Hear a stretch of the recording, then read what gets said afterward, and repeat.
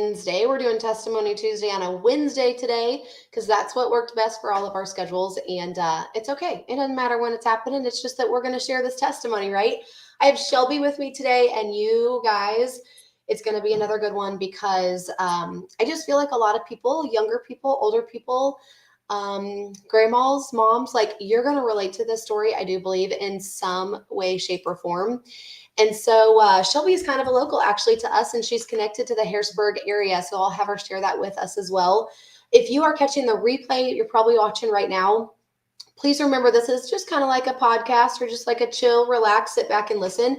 And so, do this while you're driving in the car, listen to us while you're cooking the dinner or just sitting on the back patio, whatever it is. But definitely soak it in and use the chat to give Shelby some feedback. Okay. We love to come back in after the fact and kind of see what you guys are saying. So I have almost lost my voice, but it's coming back. So if I sound like a man, we're just gonna keep on going with this, right? Just don't worry about all this. So Miss Shelby, let's introduce yourself. Who are you? Where are you from? Give them some information. So my name is Shelby. I was originally my mom's side of the family lives in Fayette, Missouri, and then my dad's side lives in Hallsville. So I've gone to both schools. I graduated from Hallsville, and now I live back in Fayette currently. And I work in Harrisburg for a professional cutting horse trainer, which I love it. It's busy, but I love it. She told me that, and I was like, "Where? I didn't even know we had that around here." Off of a gravel road across the creek. You never know. The back 40 in the farm. That's where she's at if you need Shelby. Pretty much. Go out in a random field and just yell my name and you'll find me. Oh, I love it. What a cool thing to do every day to call your job, right? Yeah, I love it. I love the industry.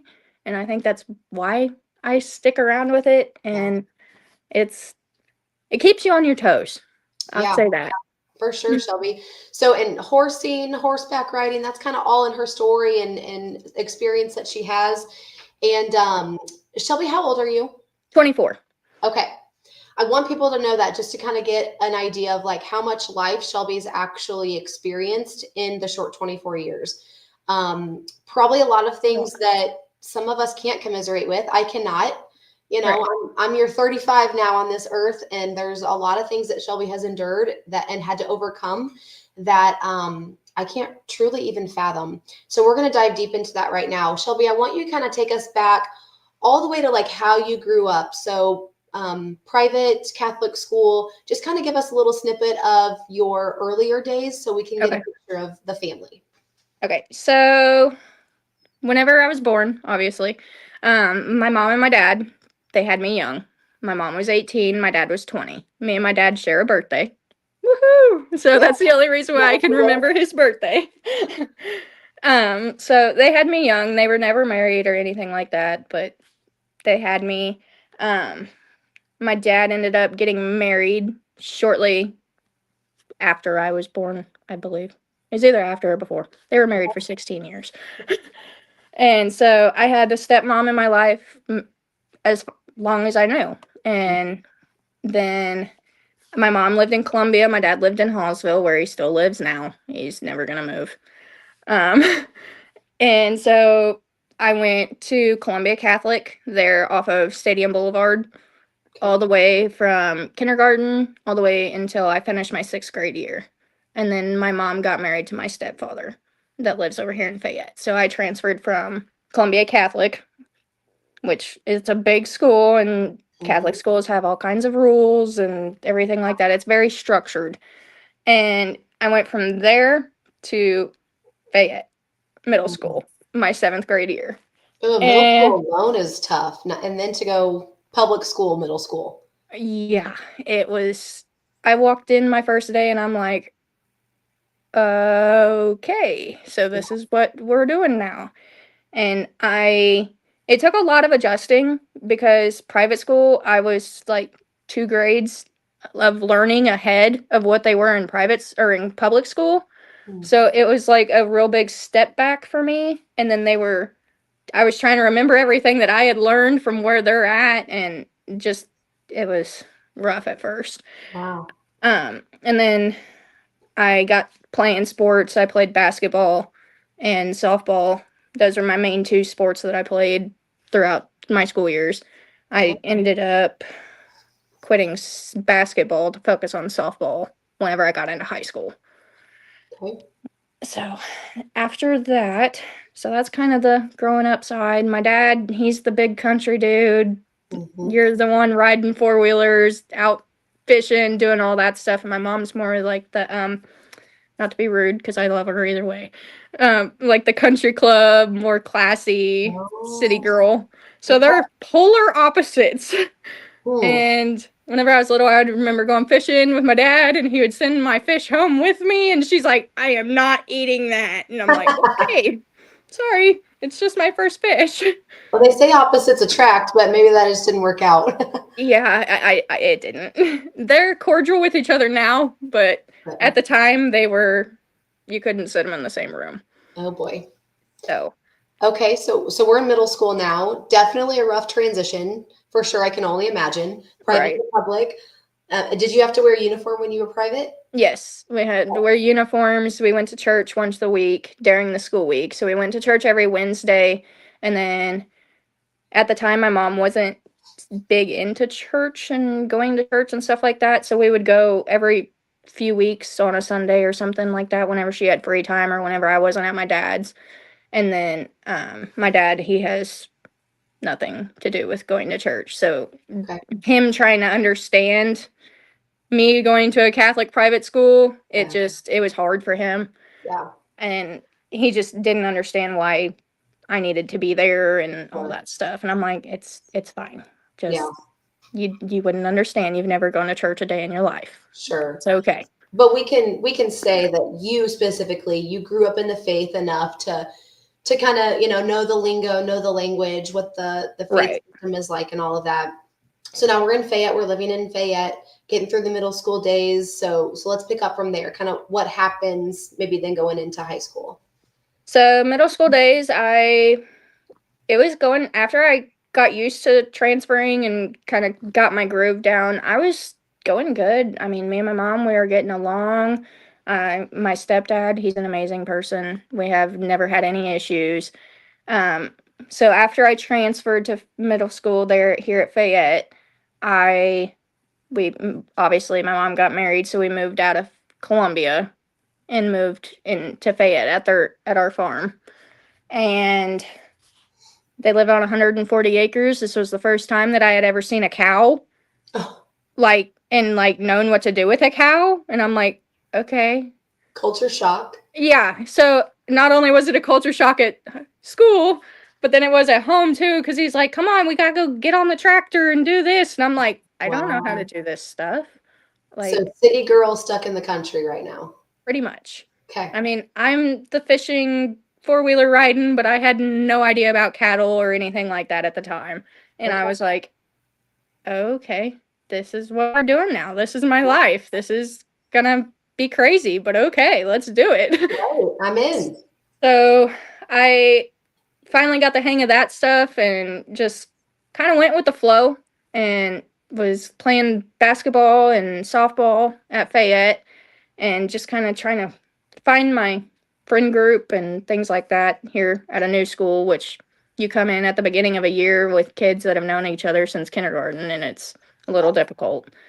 Um, After eighth grade, I stayed in Fayette and went up to the high school. They're two separate buildings here. Um, so went up to high school, and that's where things got a little bit rocky.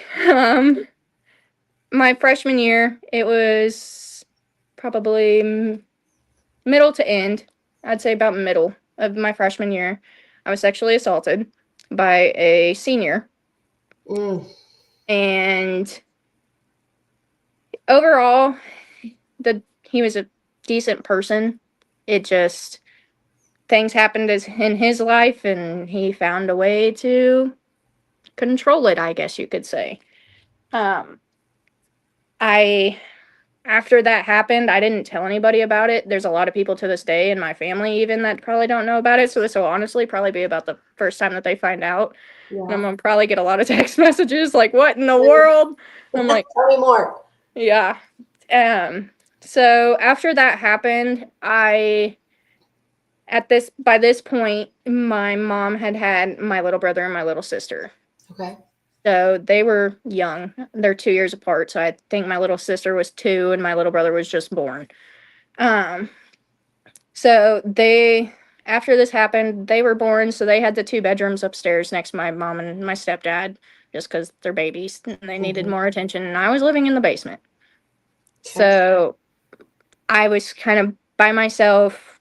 I could shut off the world and just not care, pretty much. So after I was sexually assaulted, my mom, she knew the guy. She would talk to him and he would come to my softball games and things like that. And she would encourage me to like ride home with him, and he could come over and hang out and come over for dinner and stuff like that. Cause I mean, she didn't know any better. Okay. And at the time, I'm over here like, can we not? I really don't want him to come over. And she just didn't know why. Sure. And so I started resenting her very, very badly. And this is towards the end of freshman year. And I had enough. I was like, you were controlling. Like, I snapped. I, Mhm. I saw red, and that's all I saw. Oh, wow. And I didn't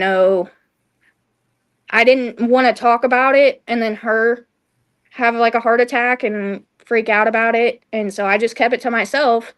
But then I took it out. What happened to me, I took it out on her. Okay. And so I I saw red. I said, "You're controlling." I snapped and Mm. I couldn't hold it in anymore. And I have to imagine that this, being from a small town, if you don't know Fayette, it's bigger than my small town, but it's very much a tiny town. It And when something like this happens, it's one of those everybody knows everyone kind of thing. And if something deep happens to you that's personal, like an assault, if you do share it, number one, it's embarrassing, right? But Yeah. two, then the whole town knows, the whole town's going to talk about it, the whole family's going to get involved. And it's Yeah. so messy. Like I can only imagine what's going through your head right now because you don't want to share that for so many reasons. Right. And that's exactly what it was. I was in high school. I was trying to figure out high school girls, your freshman year, you're 14 turning 15, or you just turned 15. My birthday's in December, so I was getting ready to turn 15. And I mean, you're going through your hormones, and you got people that like you, and you got boy drama, and you got Yeah, this going on. And then you add sexual assault to the top of it, and you don't even know what to do, sure. because population 500, not including the college, it gets around like like your Sunday at church. Yeah, Everybody will talk about it. exactly. Okay. So we were resenting mom deep There. now. So there was one night I was laying in my bed in the basement. I had my phone on me, and I called my older brother who lives with my dad. He's 2 years older than me. I called my older brother, and it was 3 o'clock in the morning. I said, "Trevor, I need you to open up my window." And he said, "Why?" And I told him, I was like, "Because I'm leaving. I will be there. Don't ask me how I'm getting there, but I will be there within 2 hours." Mind you, it's only a 45-minute drive, but I was planning on having to walk part of the way. Yeah, I mean, would you say you're 15? Like you don't have a car, you can't drive right now. Right. No, I couldn't. So I was either relying on a ride or I was walking. And that was the point I was at. I was at my breaking point. Okay. And I didn't care if I had to walk all the way down the highway 45 minutes away. Yeah, And it's almost like there's blinders on, right? Like you can't see the full picture in front of you. You just know what you want right now at this moment, and yeah, you would almost do anything to do that. yeah. So that's what I told him. And he's like, "Shelby, you can't just walk all the way here." And I was like, "I will find a ride. I know people that can drive. Like, I will figure it out. Don't worry. Just open up my window. I'll be there in a little bit." And he hung up. And I'm like, "Okay. So you don't believe me, apparently." So I had my duffel bag, my basketball duffel bag. I packed it full of my clothes and some of my necessities, and I was getting ready to walk out the house. I Wow. didn't care. Wasn't telling my mom, wasn't telling my stepdad. I was just going to disappear because that's the point I was at. And next thing you know, I am walking up the stairs to go out the front door, and my brother calls me back. And I answer it, and it's my dad. And my dad's like, Shelby, what are you doing? I was like, I'm coming.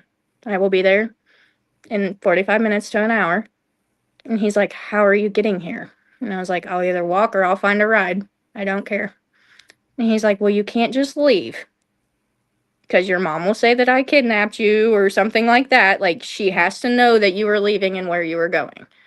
And he's like, so you either have to tell her or you need to go back downstairs and you need to wait until the morning and then I will come get you. And I was like, okay. Because, I mean, at this point, I mean, I was mad. I was seeing red. I didn't care. Not in the right state of mind. No, not at all. So 3 o'clock in the morning, I walked my butt down the hallway. I went to my mom's room, went over to her side of the bed. I tapped her on the shoulder. I said, Mom. She said, what are you doing awake? I said, I'm leaving. And she said, what? And we got in a screaming, she got up, we got in a screaming match. I had wrote her a note that was probably about 2 pages long, explaining how much I hated her and just me having a tantrum, basically. And not exactly saying why I hated her. And that was a question that she asked me for probably 2 or 3 years because I never would tell her. But I honestly didn't know. Yeah. Like, and she's like, why did you do this? Like, why did you hate me so much? And I was like, I don't know. I've heard that before. Like, it's hard to name the pain sometimes, Right. or just to name it. Like, what truly at its core is bothering you. And yeah, a lot of people say until you like truly, they say like take the layers off of the onion, you really don't know what's at the core. But once you actually start to talk it out, you're like, that was actually the thing. Right. And for me, it was my sexual assault. Right. And that's obviously at the time I wasn't telling her about that. So I was like, I don't know. I don't know why I hate you so much. I don't know why I'm so mad at you. I don't know all these feelings that I'm feeling. I don't know why. Yeah. But I need out. And so into my freshman year, there was literally a month left of school, maybe 3 weeks. So about this time of year, I went and lived with my dad over in Hallsville, and I transferred schools. Okay. So I got out of the situation. I got to where I could just clear my head, and I was starting over. That was my plan. Start over, start fresh, start in a school where very few people know me. Mm-hmm. Obviously, my brother, my older brother, he's 2 years older than me, so he's gone to school there his whole life. Okay. And so I knew some of his friends and things like that, but they weren't in my grade. So here I am starting over again, just like I did at Fayette. And I walk in, and your nephew and another good friend of mine were the first 2 people that I met. Sorry. Yeah, it was first hour in art, my first week there. I think I was there for like 3 days. And Miss Williamson, thank you, Miss Williamson, wrote me up for helping your nephew work the microwave and leaving class. So here I am getting in trouble already, my first week with my dad, giving my mom more validation on why I shouldn't have moved. Now, let me ask you this. When you actually did move schools, did you feel like the past is the past and I truly am starting over? Or do you feel like you still brought your past with you? At the time, it was like a weight was lifted off my shoulders. Okay. Like, it was, I didn't have the people staring at me wondering what happened. I didn't have my family like, why are you lashing out? I didn't have any of that because my dad, obviously, I wasn't around him as much. Yeah. He saw me every other weekend, basically, because I was in sports. New people walk in the hallways. They don't New know people. me from Adam. I'm starting. Right. Okay. Right. And so I walk in and I'm happy, cheery, go lucky. It's a brand new year, but there's only 3 weeks left. Yeah. So I'm floating along, finish out my freshman year. Sophomore year, we were going good. I had good grades. I've always been one of those kids that's had decently good grades. I haven't failed a class until junior year, which we'll get to that. Um, so I was always A and B, maybe a C here and there student. I never had any issues with my grades. I was fairly smart, I could say. Yeah. Um, so freshman year ended. I went into the summer hanging out. My brother has his friends, obviously, and I had met some of them beforehand, so we were all good friends.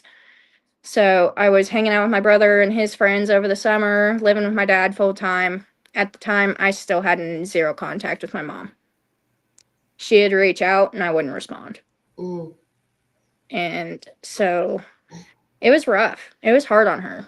She would call, like, she would message me and she's like, I've been bawling my eyes out. I don't know why you're doing this. And I was just wouldn't respond.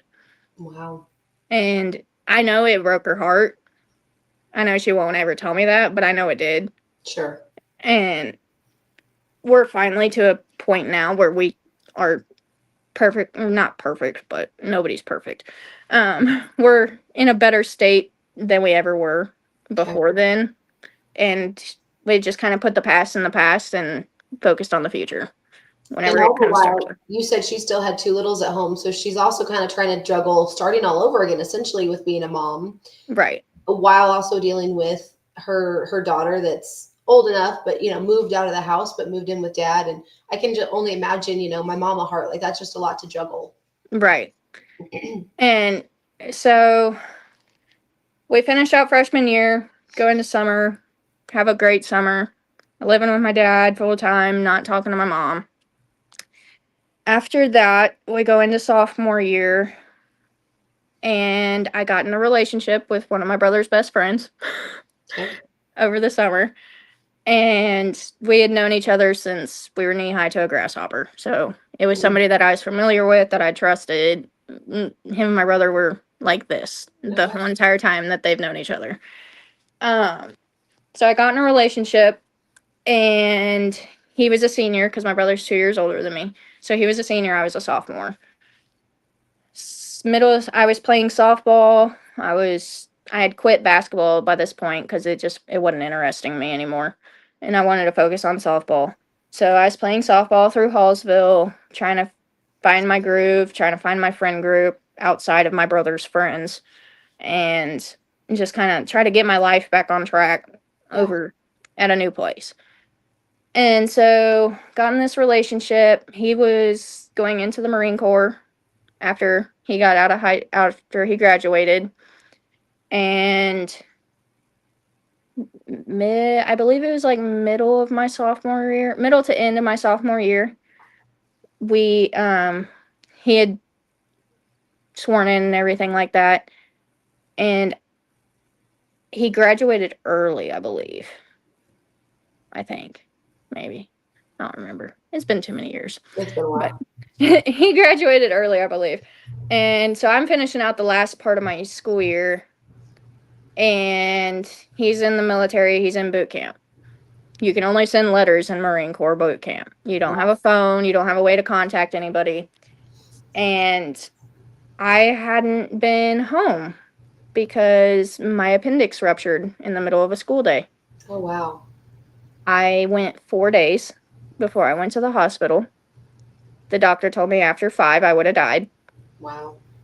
So they put me in, and the only reason why I went to the hospital is because I needed a doctor's note for work. I was working at Pizza Hut, and they're like, no, you have to have a doctor's note. You've missed too many days of work. And I was like, okay, I'll just go to urgent care real quick, get a doctor's note.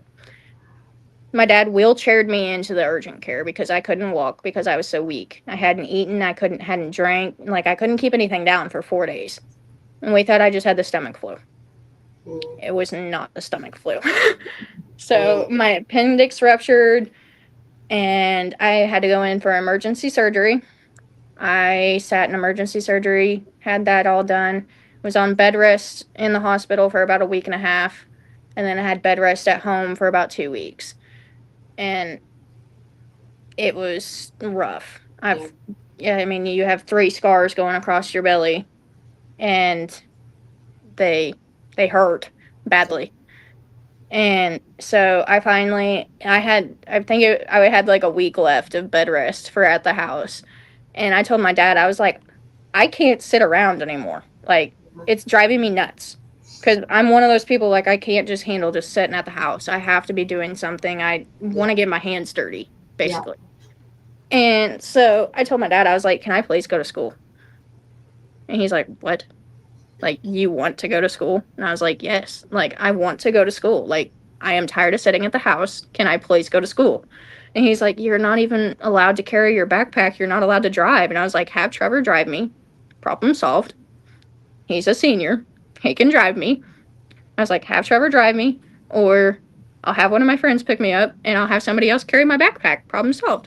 And he's like, let me call the school first. And I was like, okay. So he called the school that afternoon and they said it was fine. So I came the next morning. I came to school, had all my friends carrying my backpack around, and it was great because they got to get out of class because I couldn't walk as fast. So got to leave class early and go to class late. So I think that's really why they like carrying my backpack. But so I ended up going back to school. Everything was going good. Then, so sophomore year, I guess I would have got my license middle of my sophomore year. Yeah, because my birthday's in December. So I would have turned 16 middle to end of my sophomore year. So I could drive, but I was on too many pain meds to be able to drive. And so all that happened. I finally healed from that. Grades are going good. Softball's going good. And then summer of my sophomore year, I believe this is so 14, 15, 16. So this is going in 2016, going into 2017. Okay. Because I graduated in 19. So that right? Right? Sure. We'll go with it. 2016 going into 2017. So summer of sophomore year, I'm living life. I have my friends. I have a new set of friends. Nobody knows my past. Nobody knows my mom. Nobody knows all my drama. I may be in a small town of 150 people, but nobody knows me. And it's great. At this point, I hadn't reached out to my mom. Still was resenting her. We had the custody paperwork changed to where I basically only had to go over to her house if I wanted to and when I wanted to. So, me being me, I was still in my I hate you stage. Yeah. And I didn't go over there. She didn't see me for close to 2.5 years. Mm. And that means I also didn't see my little siblings. Yeah. For 2.5 years. So it burned a lot of bridges and it hurt a lot of people because my grandma on my mom's side, she's clueless. She's like, Shelby, why are you doing this? Because, I mean, she loves me to death. She still does. How can a grandma not?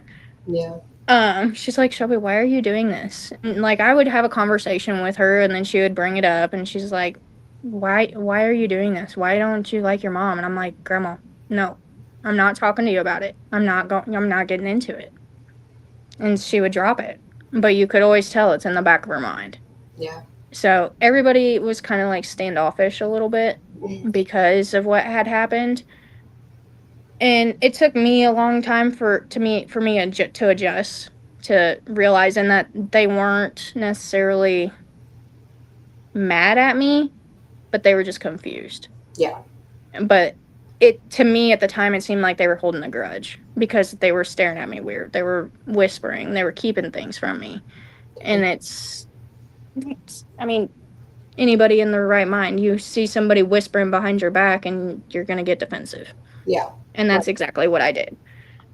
And so I just stopped coming around. I was like, if you guys are just going to do this to me and be like this, then why would I want to be here? So I distanced myself even more. And I just didn't come around. And going into junior year, I had made it through summer. I had seen my grandparents a few times and seen my little brother and little sister. My grandma had invited me to some of their basketball games in Centralia and stuff like that. because they were doing like rec ball or whatever it was. So that my grandma had invited me, and I went to some of those because I could drive. Yeah. I was like, okay, I can choose when I leave and when I come. Yeah. Perfectly fine. So I went up there, watched some of their games. That was the first time I'd seen my siblings in a long time. So it was emotional. Yeah. It was hard seeing how much they had grown and how much I had missed. Yeah. And after that, that's whenever all the drama on my dad's side started. My dad and my stepmom, which me and my stepmom, we've always been close. I love her to death. We have no issues to this day. That's a second mom to me. Mm-hmm. I don't care, blood or not. My dad and my stepmom, they were married for 16 years. Going into, it was either May of 2017 or May of 2018, so my junior year. They got divorced. It was not a pretty divorce. Mm-hmm. At all. My dad's one of those people, he's kind of like me. He doesn't handle emotions well, and he gets like that, and he's ready to snap. His problem is our family on my dad's side, they run from alcoholics. Okay. So alcohol was his calling. Mm-hmm. It has been most of his life. Is he an alcoholic now? Not necessarily. He just likes to drink some beer. Yeah. But at the time, whenever they were going through the divorce, he was drinking every single night. By this point, I'm a junior, so that means my brother's graduated. And he's living his own life. He's got his now wife, because they were high school sweethearts. So he's got that going on. They're trying to figure out their life about moving out, buying a place, renting a place, doing all that stuff. My brother's working. I mean, so it's basically just me and my dad at home mainly. Okay. And so they get divorced. My stepmom moves out. And it seemed like whenever they were getting a divorce and everything was going down, it seemed like it was within like 3 days that that everything changed and that everything was gone. And I was like, what in the world? So my dad went to alcohol, and that's exactly what he did. He was drinking every single night. He was partying, going to the bar, drinking and driving. I mean, he called me one night, and it was on a weeknight. I think it was on like a Tuesday. He called me late at night. It was like 9:30. I was getting ready to go to bed because I had softball the next day. And he called me, and he's like, hey, just letting you know I'm not going to be home tonight. And I was like, okay, where are you at? He's like, just driving. I'll let you know whenever I stop and where I stop. And I was like, okay, like, just be careful. Knowing that I wasn't going to change his mind, so I might as well just let him do it. Yeah, that's tough. So he texted me about 3 o'clock that night. He had drove down to Lebanon. He had drank the whole entire way from Hallsville to Lebanon and stopped and slept in a parking lot. Wow. And then went to work the next morning, I think. Anyways. And you said it was just the two of you at home together at the time. So for you, did you almost feel a little bit of responsibility, or like, should I go get my dad or do something? Or were you more like, you're going to have to do you? I can't deal with you. Part of me, I mean, I'm a dad's girl. Me and my dad have always had more of a connection. We're two peas in a pod. Our personality is identical. So I was like, I know how he is. And I know if I chase after him, he's going to continue to run. Okay. So I just kind of stepped back. He knew I was there for him and knew if he needed me that I would come get him. Okay. But I was leaving it up to him to reach out. Okay. So he went down to Lebanon and all that stuff. And he got home the next night after work and right back to drinking. He would stay sober enough to work his job, and then that was it. Gosh, that has to be hard to witness as a daughter. It was rough. If you saw some of the videos, you would probably puke. Because did he get when he was at his peak? Did he get violent or mouthy or He didn't get violent or mouthy, but he would just pass out. oh, okay. So it didn't matter if he was I would find him passed out in a lawn chair out in the middle of the driveway. I found him passed out in the driver's seat of his truck, the middle of our living room floor. And that's just not that's That's not not something that something, daughters are supposed to see or have the right. responsibility to deal with, right? Right. And That's you're not doing something a 17-year-old should be dealing with and trying to understand. right. And you've got your own things that you're trying to figure out and deal with, and that's tough. So I'm sitting here trying to pick up the puzzle pieces for him, and then at the same time, he gets kind of aggravated with me because I'm still talking to my stepmom and going and seeing her. And so it was kind of like I was reliving my childhood, my younger childhood of try to learn how to play both sides. Yeah. So I learned very easily how to play both sides. I would know how to make my dad happy and I'd know how to make my mom happy, and I left it at that. If Wow. they got in an argument about it, then they got in an argument about it, but I knew how to make each of them happy for me to be at peace. Wow. Then so my stepmom and me, we were good. We were old times, like no issues. My dad, he started getting a little hateful because he hated her because of what happened.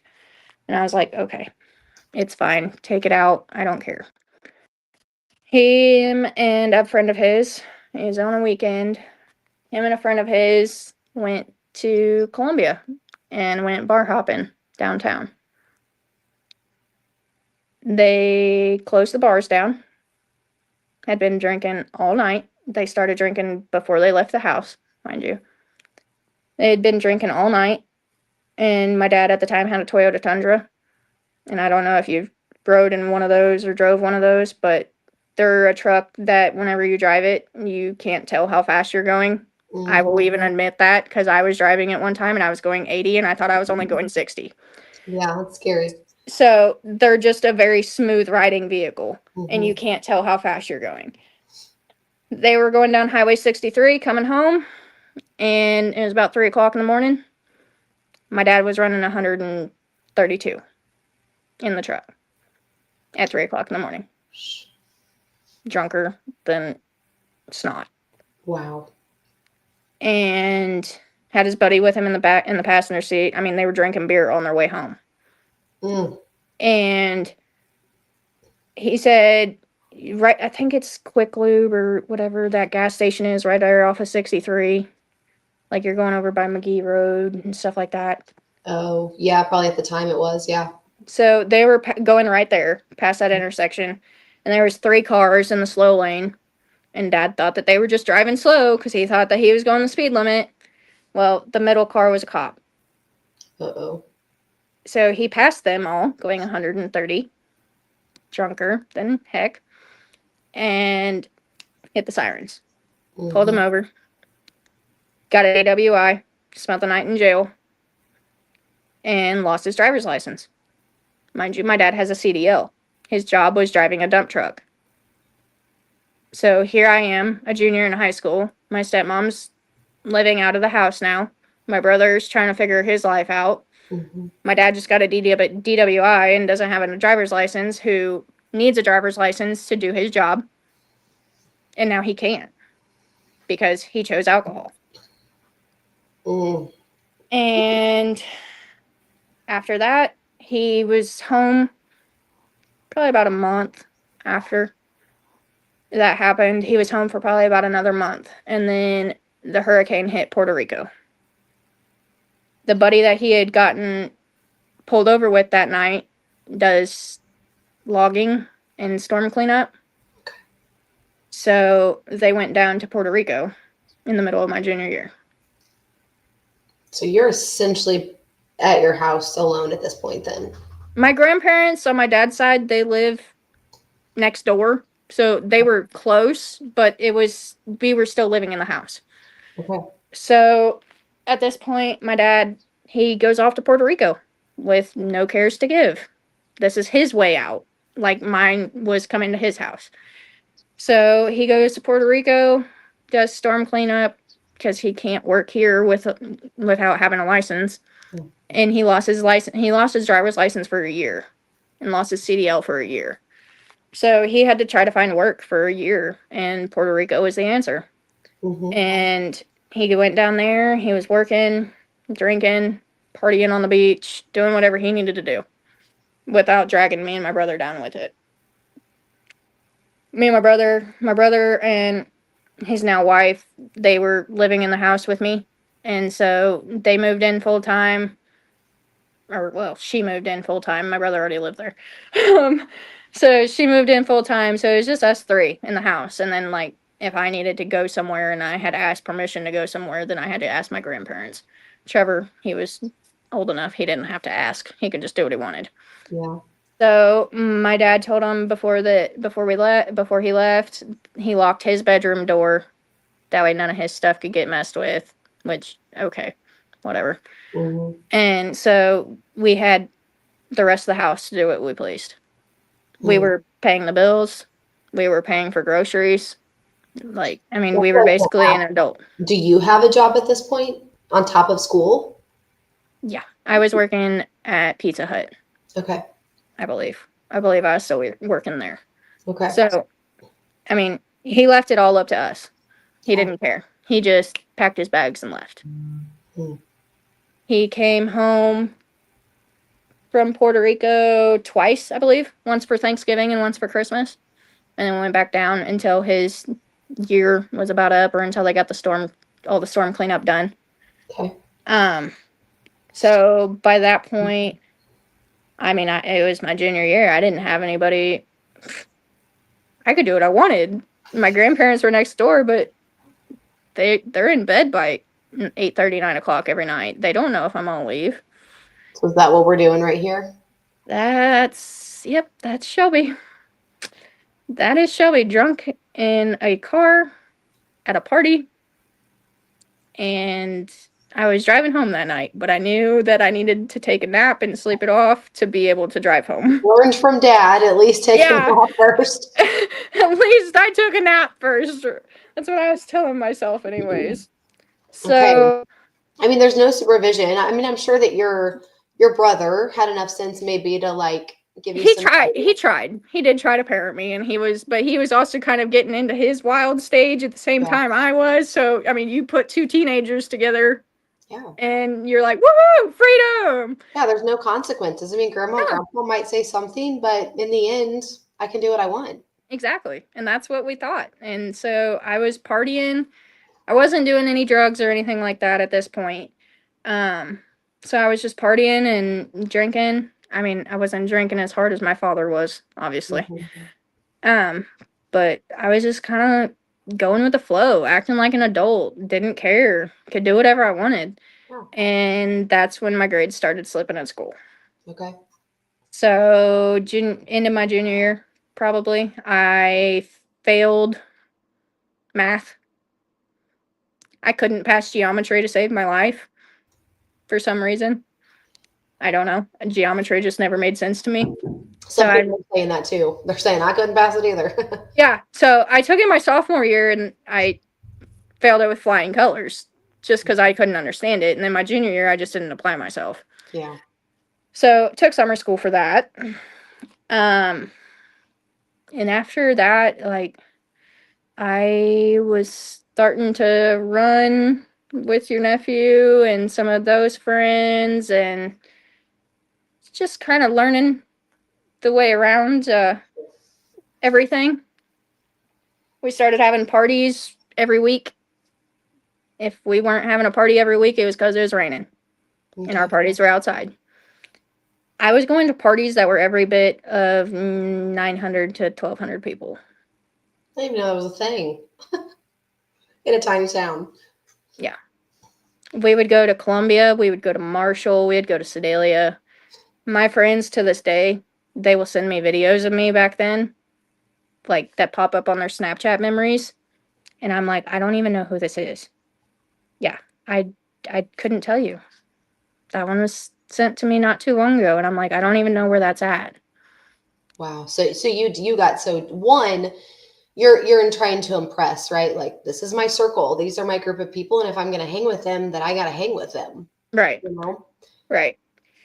So by this point in that photo, I had graduated from high school, Okay. graduated senior year. I had enlisted in the military. Okay. I was going straight into the Marine Corps right after my senior year. I say straight. I didn't. My ship date was in August, and I graduated in May. So between May and August, I was playing competitive softball and had an amazing softball coach. He was like a second father to me. I loved him to death, still do. And he kind of got my crap together a little bit, and he's like, Shelby, this is no, you're not doing this. And I was like, Which is what okay. you needed. I mean, it sounds like there had to be some sort of father figure. Right. And he knew kind of what I had been going through with my parents and things like that, and he was like, knock it in the butt. Yeah. We're not doing it. So he was very much a father figure in my life whenever I needed it, Okay. and I appreciate it to this day. Mm-hmm. Otherwise, Lord only knows where I would be. Sure. So left for the Marine Corps in August, and by this point, my dad was back home, got his driver's license back, was running a truck, doing his thing, not drinking as heavily, but still drinking. He had met who is his now wife shortly before I was shipping out for boot camp. And I told him, I was like, even if, because me and her, we didn't get along very good at the time. And I told him, I was like, even though we don't get along, I want you to have somebody that makes you happy. Because whenever I'm not here, I know you're going to go off the rocker again. Yeah, that's a good point. And so, and I told him that. And he was like, okay. Because in the span of junior year to senior year, I saw over 25 women coming in and out of our house. Oh my goodness. And it could be 3 a week, it could be 2 a night, you never know. Does that just become, I mean, the drinking, the passing out, watching dad do all of that, watching dad just go through women after women, does it just become the norm? Yeah. Wow. So, I mean, that was kind of how my upbringing onto my senior year was. And I mean, here I am partying and everything, and my dad doesn't care. I would have parties at our house in our backyard, and he's like, I don't care. And Wow. I was like, okay. Hmm. So I had a parent that didn't care, a parent that I didn't talk to, and grandparents that had no idea what was going on. The life, living the Yeah, life. living the life. You know, I could run, I could party, I could Yeah. drink and do whatever I wanted and had no consequences. I mean, it would be middle of the week and I'd be like, Dad, I'm going to a party. He's like, okay, when are you going to be back? Where are you going? And I was like, party's in Columbia. I don't know when I'll be back. He said, okay, see you later. Wow. I'd be walking in the house at 3 o'clock in the morning. I just can't even fathom. Yeah, it was insane. Now I'm in bed at 9:30. Yeah, time to change. It was rough. So moving on from high school partying, that was just the easy party. Yeah. Is what I call myself or call it. Then I go get through competitive softball. I played competitive softball all the way up until a week before I shipped out. So our softball nationals was finished a week before I had to ship out for the Marine Corps boot camp. In softball nationals, I was running to first base and I had metal cleats and my foot slipped on top of the bag because there was dirt on it. So my cleat just slid whenever I stepped on it. Mm-hmm. I hit the backside of the first base and my whole ankle, I heard it. Oh. And I heard it pop a week before I'm supposed to ship out. And I'm like screaming. My coach, he's a retired Army medic. So he's like, and he knew I was leaving like the next week, and I'm over here screaming and hopping, and he's like, Shelby, go to two. And I'm like, I can't do it. And so, like, he saw me because I just pretty well sat down. I was at the backside of first. I mean, I couldn't walk on it. And I was like, I just ruined my chance to leave next week. Wow.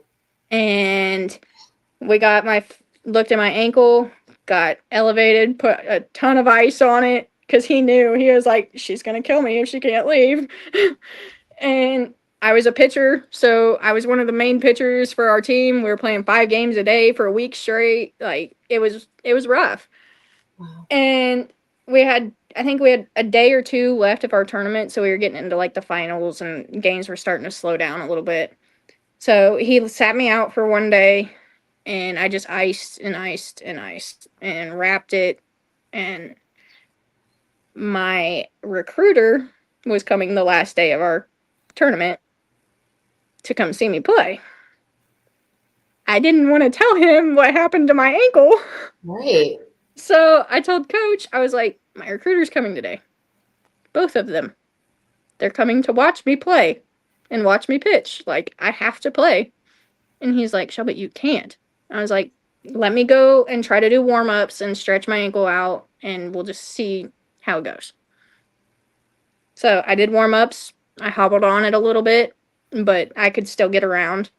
I think it was just a really, really bad sprain because my whole foot, basically from my toes up and then halfway up my shin was black.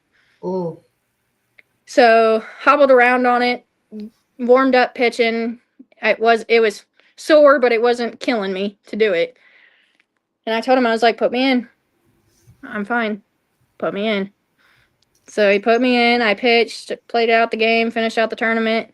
And then he's like, okay, tournament's over. Go get ice. I'm like, okay, I'll go get ice. Well, my recruiter was driving me home back to Columbia. And I said, so, Sergeant? And he's like, what? And I was like, I may or may not have messed up my ankle this weekend. He's like, what do you mean? Like, just a little bit? Mind you, I have 5 days until I leave now. And he's like, just like, hurt it a little bit? Like, what's going on? You tweaked it? And I was like, sure. We stopped at a restaurant to eat, and I pulled my softball sock down, and I said, look, it's just a little sore.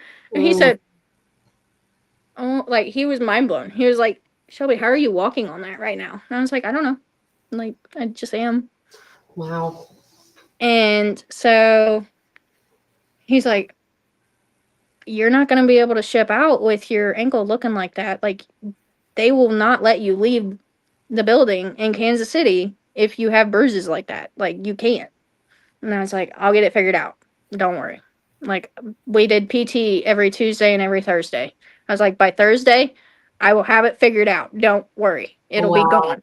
You sound very hard-headed, but I almost wonder, like, it's almost like your past kind of prepped you for that too. You know, right. Would you have given up if you hadn't had all the hurdles that you jumped through, you know, in your past? Right. So, yeah, silver lining. So here I am a week before I leave, an ankle that's this freaking big around and black and blue clear up to my shin. And I'm like, how am I going to do this? So I put an ankle brace on it that I have for softball, and I put my ankle brace on it. I iced it. I kept it elevated, and I got it as close to just yellow in skin tone because, I mean, I tan fairly easy in the summertime, so my tan helped quite a bit with some of the bruising. So it came up time for me to go to Kansas City, and you could still see a little bit of discoloration. And before you leave Kansas City, they make you do a physical, like a sports physical, basically, and they make you crab walk and all that fun stuff. Okay. Only though you do it in your underwear. Oh. That way they can check for any bruising and things like that. Perfect. Yeah. So I was like, great. Okay, how am I going to get away with this? So I covered it up with makeup. I was so going to say that. I told my recruiter, because he saw me the day before, and I was like, watch how I do this. Watch it. And I covered it up with makeup. I said, can you see it? He's like, barely. And I was like, that's what I'm going to do then. That's the only option I have. So I covered it up with makeup and went into Kansas City, passed my physical, and that crab walk very much hurt very badly because it was still swollen, but I had iced it like 30 minutes before I went inside. Okay. So I was like trying to get some of the swelling to go away until I made it through, and then I was on ice it and everything afterwards because I knew it was gonna swell back up. And so I passed my physical. They checked us into a hotel. We stayed in the hotel for the night. We were catching a flight in the morning. My boot camp was in Parris Island, South Carolina. Okay. So for those that don't know, that's basically a swampland where the alligators and the beach meet. So I shipped out August 5th of 2019. Okay. And ankle still messed up. And I get into boot camp and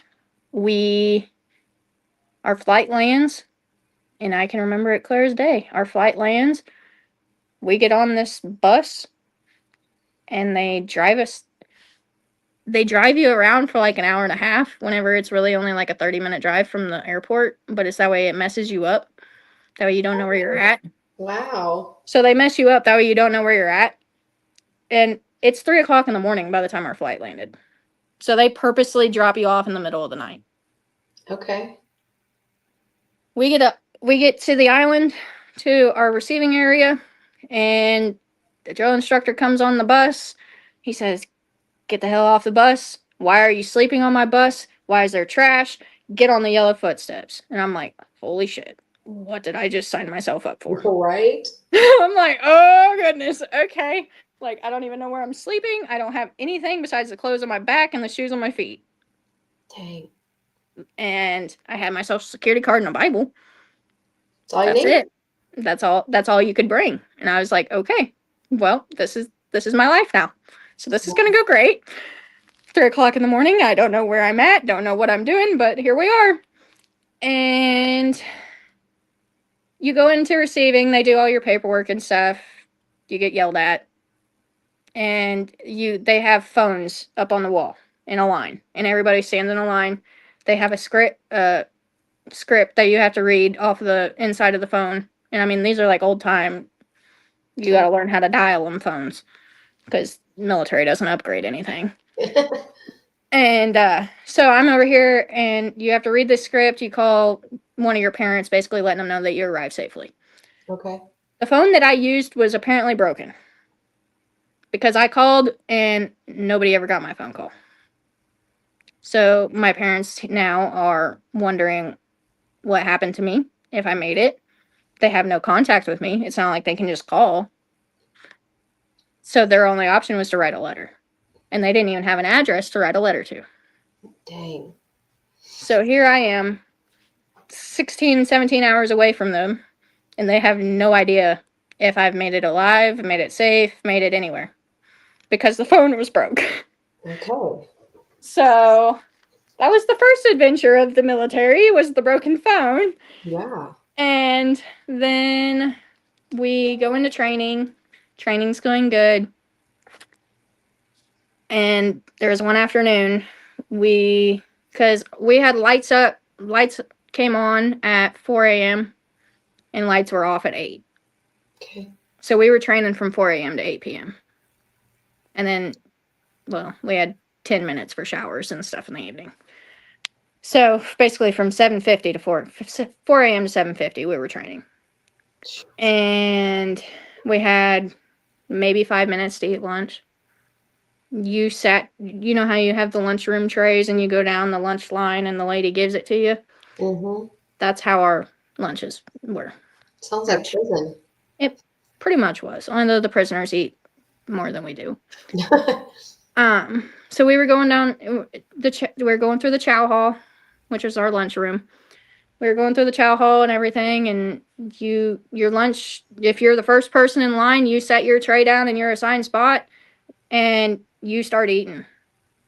You don't get a drink, you get a drink, but you better finish it all.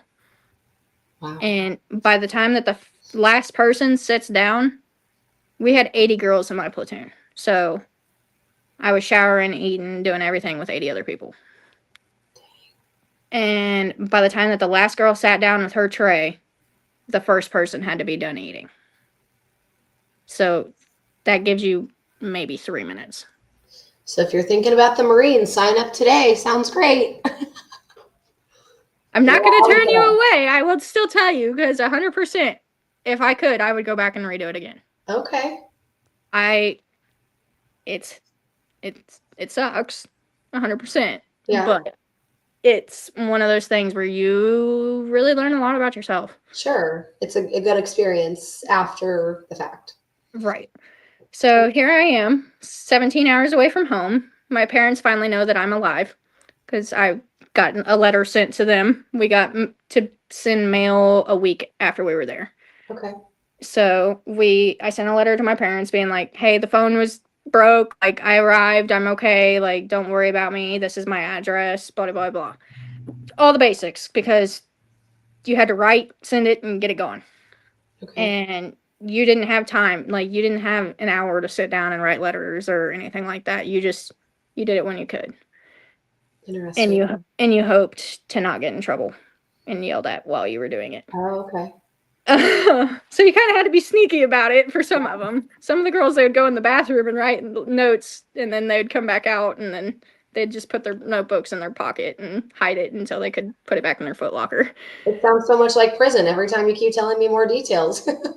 We had girls that were getting in trouble for hiding peanut butter packets in their pillows because we weren't getting enough to eat and we were starving.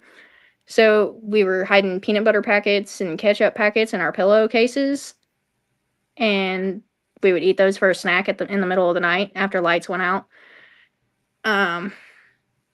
We had girls getting into fights.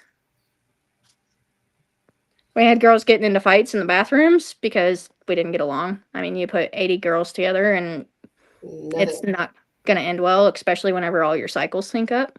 No, yeah. No, thank you. Yeah, it was rough. Mind you, the first week, you have people coming from Puerto Rico, China, Michigan, Canada. I mean, all over the United States and the world coming to one singular space, and you have all the sicknesses. Yeah. So every single person was sick. Oh my. I had bronchitis 3 times. Dang. I had bronchitis 3 times. One of the times it was because I had just gotten over it, and then we had to go pick up sticks, mulch, in the rain. So I got it again. And so bronchitis 3 times. I still had my messed up ankle that nobody knew about.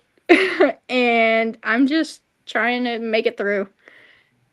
There was one afternoon, we were in the middle of doing training with our rifles, and our drill instructors, they were rough, but that's kind of their job, I guess.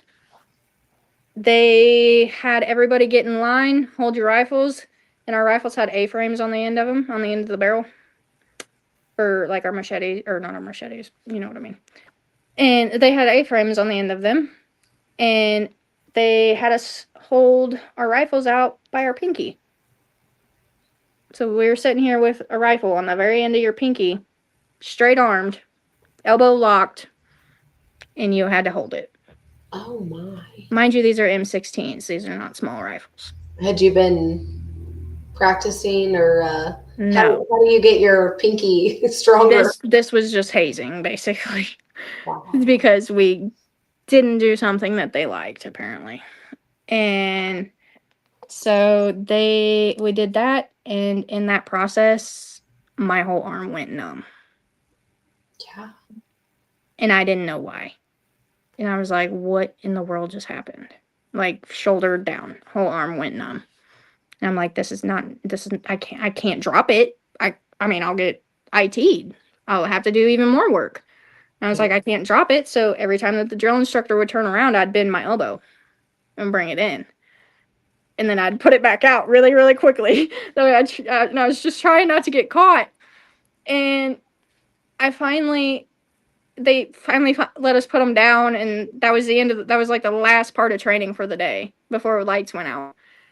And I was like, okay, maybe it's just because of that. Like, that's why my shoulder and my arm went numb. I was like, maybe that's all it was. So continued on, was doing my thing. Mind you, our days felt like they were like 36-hour days because they were tough. And we were on a hike, we're on a night hike, or ruck hike, basically, is what they call them. In South Carolina, it's all beaches, and it's all flat. So in California, if you go to boot camp in California, they have the hills and the mountains, and Okay. it sucks. We just have alligators and sand. Okay. So, and big potholes. So we're doing a hike. It's dark because we left out at 4 a.m., obviously. And it's dark. We're doing a hike. Next thing you know, I step in a hole. Can't see the hole. Mm-hmm. So I step in a hole. And it's with my left hip. And I stepped in the hole, and the girl behind me saw me fall in the hole. So she went around it. And I felt a pop. And I was like, that did not feel good, but I don't know what that was. Maybe I just like popped it out of place or something. We'll just keep on going. Yeah. Kept on going. And it wasn't just a pop out of place because it never wanted to pop back. Mm. And so here I am limping through a 3-mile hike, halfway through it. And I go to my drill instructor and I'm like, I need to go to medical. Mind you, you get ridiculed for going to medical. Yeah, I bet. And so I'm like, I have to go to medical. Like, I cannot stay on this.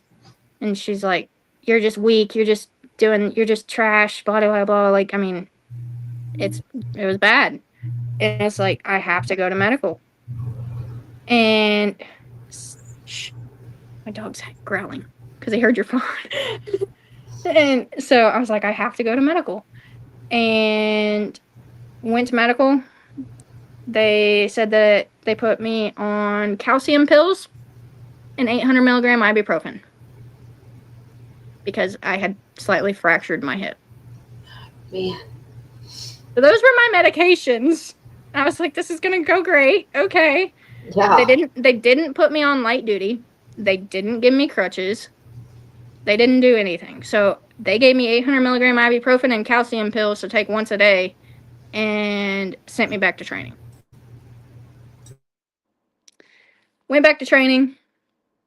My recruiter or my drill instructor was like, what are you doing? Like, you're not doing what you're supposed to be doing, blah, blah, blah. And I was like, I physically can't. Got yelled at even more for that. And went back to medical. I was like, I have to be on light duty. Like, my training company is not going to stop training or stop letting me train because my hip's messed up. Like, you guys didn't give me anything. Yeah. And they're like, okay. So they gave me muscle relaxers to help with the pain because it was low dose muscle relaxers. Gave me muscle relaxers to help with the pain and everything. Well, then while I was in there, they were doing physical therapy because they have a PT room.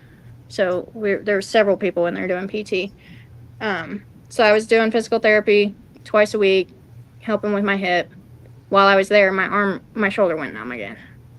Mm. The doctor saw it because they saw me going from pulling a band to straight down. Wow. And they knew it wasn't me. So they saw my shoulders. And come to find out, I have bone-on-bone grinding in both my shoulders.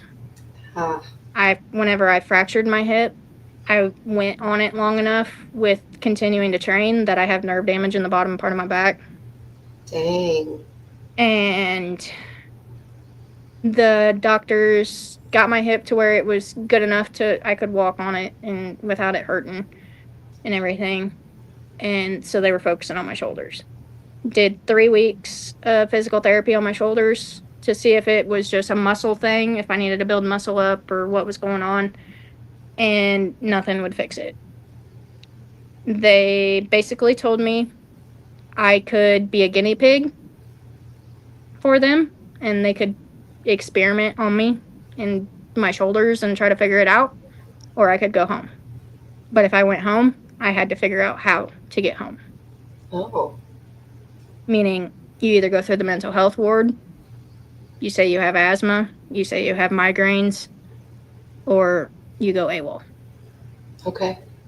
Those are your options. So I was like, sir, like, in the Navy corpsman, he straight up told me, he's like, you won't make it through training. with the way that your shoulders are. He's like, but I either have to send you to there or you have to go home. He's like, and with your condition being undiagnosed, I physically cannot send you home. He's like, so I need you to figure out a way. Dang. Okay. And I was like, okay. So here's Shelby dealing with all of her past trauma. And she's like, all right, here we go. Mental health ward, here we come. Yeah. And I went up there and I gave her my statement saying that I was suicidal and that I had depression and all kinds of other things. And she had me go into detail about everything. And I told her, and I was like, it's been going on since I was a kid. I can't help it. And she's like, okay.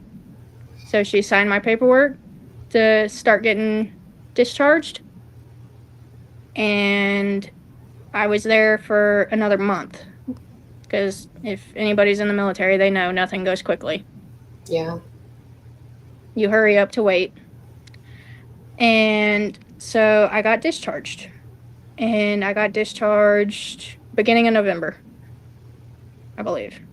I watched my platoon that I was in training with graduate. Mm.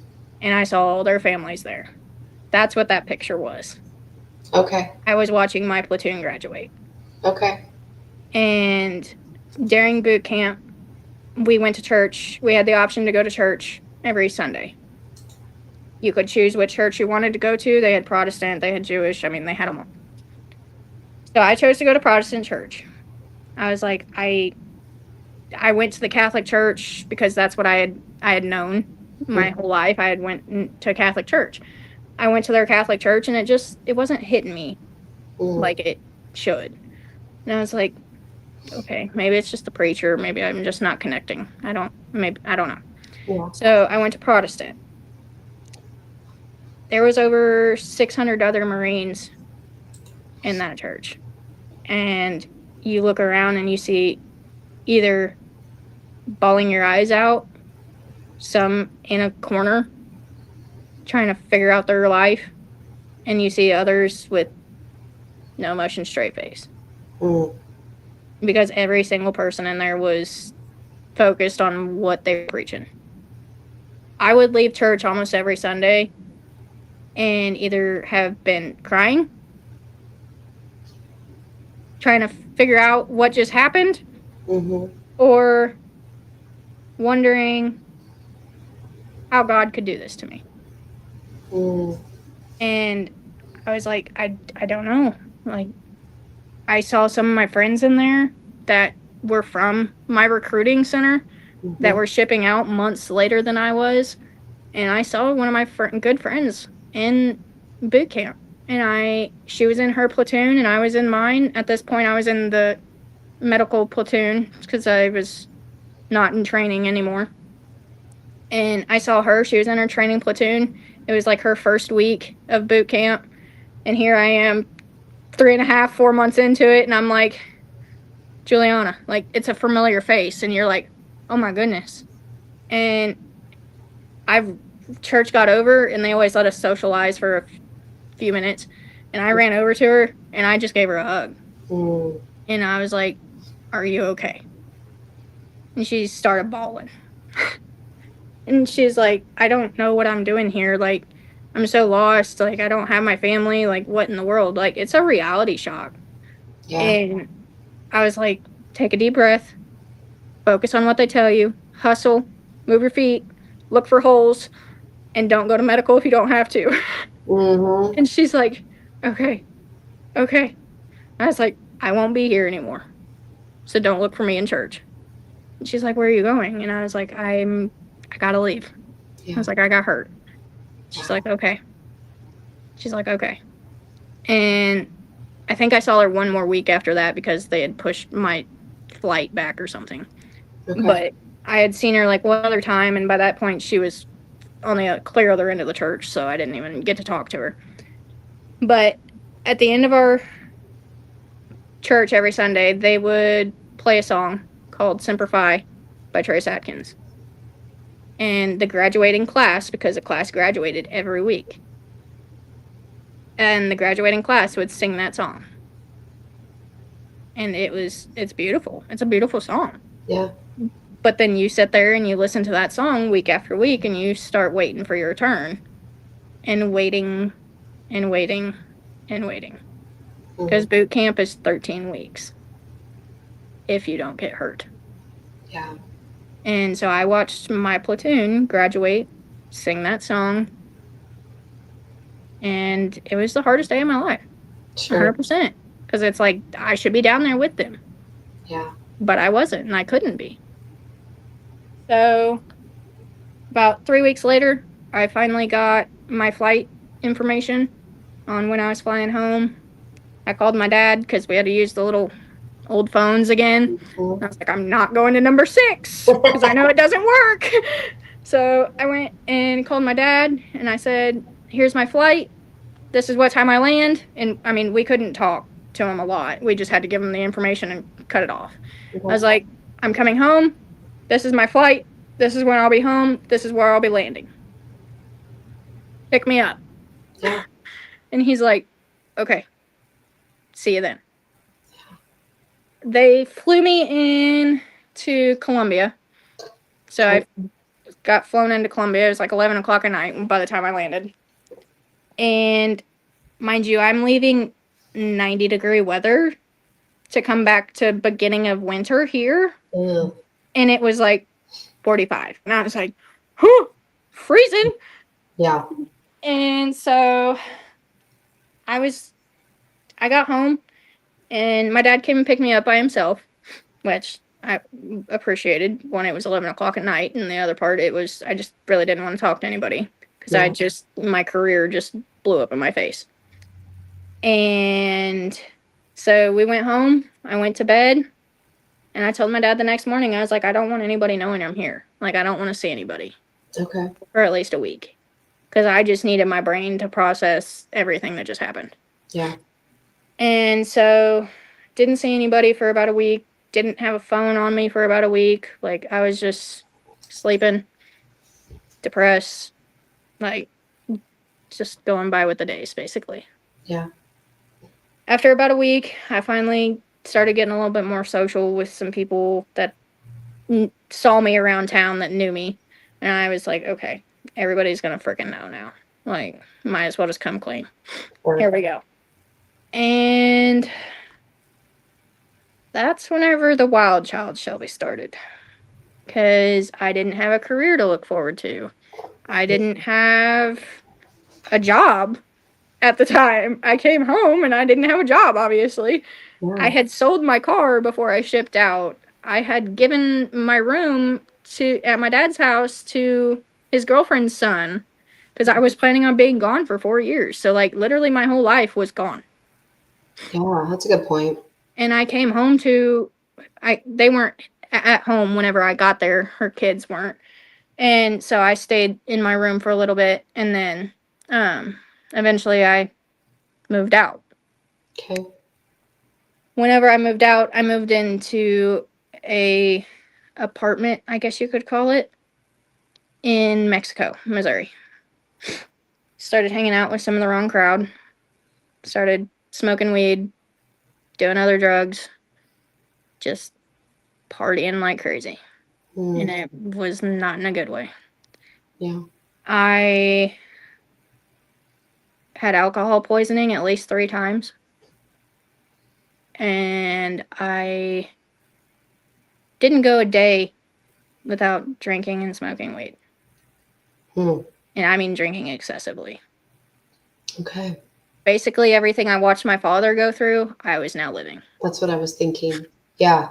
Yeah, we're going a little over an hour now. So let's kind of fast forward just a little bit too, because what's happening right now is we've got a lot in our past. Yeah. And then we tried something that was going to break the chains, but yet failure happened again in a sense. And, right. And that didn't happen.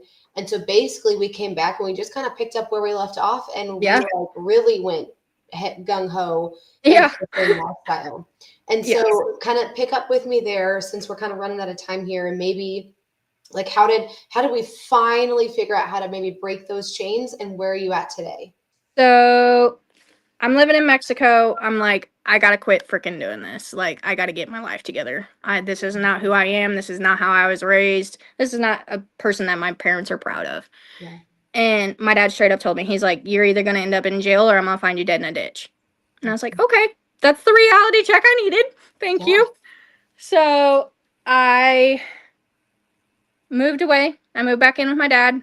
I got a job. I was working 2 jobs, started getting my stuff together, and eventually I got in a relationship with another person that lived over here in Fayette. And we got in a long term relationship. I moved in with him. I started my own photography business in June of 2022. That's me at a rodeo in California. And I've always loved photography and things like that. So it was a good distraction for me. And started my own photography business in June of 2022. And I worked my butt off since then. I got back into riding horses, and horses truly are my therapy. They've always been like, whenever I'm on a horse, I can talk to him, I can feel God's presence, I can do anything I need. That's amazing. And so, my work, obviously, I work for a professional cutting horse trainer. So, I'm feeling presence 24/7. And That's it's awesome. exactly what I needed. Your calling, And it sounds like yeah, you found your calling. yeah. So since then, I am no longer with that person, but we ended. Things were fine. I didn't go off my rocker again. Hmm. And I was like, okay, I got my life together. I've grown. It's time to be an adult. And kept on with my photography business, got my job, had my job, doing everything, training horses, doing all that fun jazz. And then about 2 years ago, I got in another relationship, and we're still happily together. We live on a farm. My horses are here. We ride together. We train together. And then I also got to rekindle my relationships with my siblings, and that's who is there. That is my little sister Cameron and my little brother Kale. The On this smile past, say it all. yeah, this past Mother's Day. And looking at me now, you would probably never be able to tell what I went through or the alcoholism that I went through, but it was rough. I am about 100 pounds heavier than I used to be, and I weigh 160. Wow. Unreal. And yeah, and so I'm living life. I got my family back. Me and my mom talk every week, if not every day. She trusts me to take my little brother and my little sister places without her being on my back about it. Yeah. Me and my dad, we get along. Me and my stepmom, we get along. Me and my brother, we get along. Like, everybody's happy. And it's like, Yeah. okay, Yeah. The weight lifted. It's yeah, almost like why did we have to go through all of that to get to where we are now, you know? right. But just like, we've said before, God will take anything and make good of it.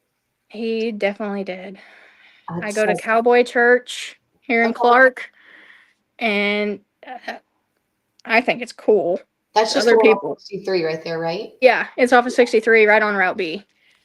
And I think it's cool. I mean, they brought a falcon into church. I don't know very many other churches that do that, But but we don't. and they're kind of like my aesthetic Yeah, because I'm the country horse riding Western girl, and that's exactly what that church is. So that's I can so cool. relate. I can relate to that church just like I could whenever I was in boot camp. And those people, and yeah, Right, you've got a new circle of people now. right.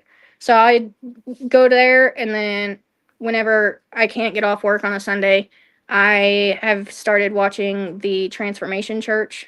It's a Oh, non-denominational on. He has a Facebook page. It's Pastor Mike, okay. and I've found a lot that I can contribute to and figure out whenever it's with him. And so I watch him, and I read daily denominationals, and it's life's going good. That's Coach so amazing. softball, go to work, and Being try busy. not, yeah. And I've found that keeping myself busy, it's helped me keep my mind at ease. Yes. And I don't drink. If I do, it's maybe a glass every few weeks here and there. It doesn't even taste good to me anymore. Isn't that I funny? drink water and sweet tea. Yes. Back to And your country roots. yes, pretty much. But everything's good. I'm living life and I just stay busy. That's so amazing, Shelby. It's so brave and courageous of you to share all of that, especially like you said at the beginning. Some of your family members may not even know the full past. And that's what's interesting and what I love about these testimonies is that every single person we encounter anywhere is carrying burdens, has many stories to tell, has many secrets or past things that they've never shared, and they're carrying all that in the back of their minds, or whatever. And we just don't know what someone is going through in the moment or what they have gone through. And I think it's just another reminder that grace really is what we should give everybody, Yes. no matter what we see from the outside. So Shelby, my final question then for you, there will be lots of people here that watch that are moms, or maybe they're teenagers kind of going through it. Maybe they are into their adulthood and they're still trying to figure out life. Where's my purpose? What do I want to do? Do I want to go to the military? Do I not? I've got that drunk father, or maybe things are starting to mend there. Like, they can commiserate in some point of your story. And so what advice would you give either that person or maybe the mom or family member that has someone going through it? What would you tell them? So, as far as a family member or somebody watching another person going through it, try not to push them too hard. They Okay. already know that they're messing up. They just need you to have their back. Okay. As for the person going through it, you have to open up. You have to find a way to get it out. That's And good. that does not mean wilding out on alcohol and drugs, because you're going to go nowhere fast. Okay. That's amazing. That's a word for somebody for sure. And that's communication. Like even with your mom, if that communication, that line of communication would have started way early on, I just wonder what door that would have opened or how it could have mended the relationship. And not that Right. we have to go back and fix the past now, right? Because it sounds like everything is coming around to work out for good. But man, sometimes we have to get drugged through the trenches to figure out life. Yeah. I've been through a lot of them, so if y'all have any questions. Yeah. Bubby's got scars and ankle pain to prove it, but we have And made it. messed up shoulders and a messed up back, so don't worry. I can tell you all kinds of stories. I'm still doing the softball thing. Well, I have learned that I'll never be able to survive the military, so there's that. I figured that out. Yeah. I'm not bold, and my pain tolerance, ask my husband, it's a little lower than yours, it sounds like. Yeah, I have a pretty high pain tolerance. Good for you. Good for you for never giving up. And that's a word too. Like, whatever you're going through right now, if we just don't give up. I mean, you talked about how maybe you were suicidal, or you were just wanting to run away, or you just wanted to melt into the pavement and no one ever see me ever again. But man, what Yeah. would have happened if you did that? We wouldn't have a photography business. We wouldn't be working daily with horses. We wouldn't be in a good, healthy relationship now. So God is good. Yeah, for sure. That's He so cool. worked wonders.